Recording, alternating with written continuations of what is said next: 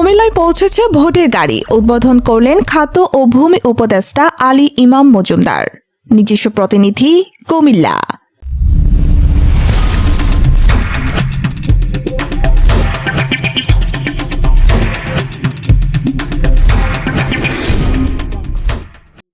কুমিল্লায় ভোটারদের মধ্যে গণভোট ও আসন্ন জাতীয় সংসদ নির্বাচন সম্পর্কে সচেতনতা বাড়াতে বিশেষ উদ্যোগ হিসেবে ভোটের গাড়ি কর্মসূচির উদ্বোধন করা হয়েছে। সোমবার সকালে কুমিল্লা নগরীর টাউন হলে আনুষ্ঠানিকভাবে এই কর্মসূচির উদ্বোধন করেন খাদ্য ও ভূমি উপদেষ্টা আলী ইমাম মজুমদার। উদ্বোধনী অনুষ্ঠানে তিনি বলেন, গণতন্ত্রকে শক্তিশালী করতে সবার আগে প্রয়োজন সচেতন ভোটার। ভোটের অধিকার সম্পর্কে জনগণকে জানাতে এবং নির্বাচনী অংশগ্রহণ বাড়াতে এই উদ্যোগ গুরুত্বপূর্ণ ভূমিকা রাখবে। ভোটের গাড়িটি কুমিল্লার বিভিন্ন এলাকা ঘুরে সাধারণ মানুষের মাঝে ভোটের গুরুত্ব, গণভোট ও নির্বাচন সংক্রান্ত তথ্য প্রচার করবে।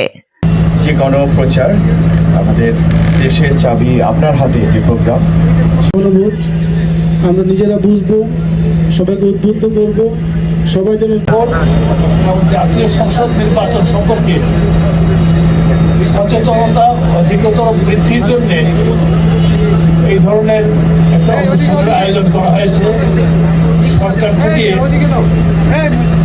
সরকার থেকে প্রচারের অংশ হিসেবে এই ভোটের গাড়ির ব্যাপারটা আসে, তার অংশ হিসেবে আজকে কুমিল্লা টাউন হলে সেটা প্রচার করা হচ্ছে। কুমিল্লার বিভিন্ন উপজেলায় ও জায়গায় ক্রমান্বয়ে আপনারা যারা এসেছেন, আপনাদের সকলকে আমি গণপ্রজাতন্ত্রী বাংলাদেশ সরকারের পক্ষ থেকে এখানে সাদর আমন্ত্রণ জানাচ্ছি এবং একই আহ্বান জানাচ্ছি অন্য দুজন যে বক্তব্য রেখে গেলেন, যে আপনারা সকলেই নির্ভয়ে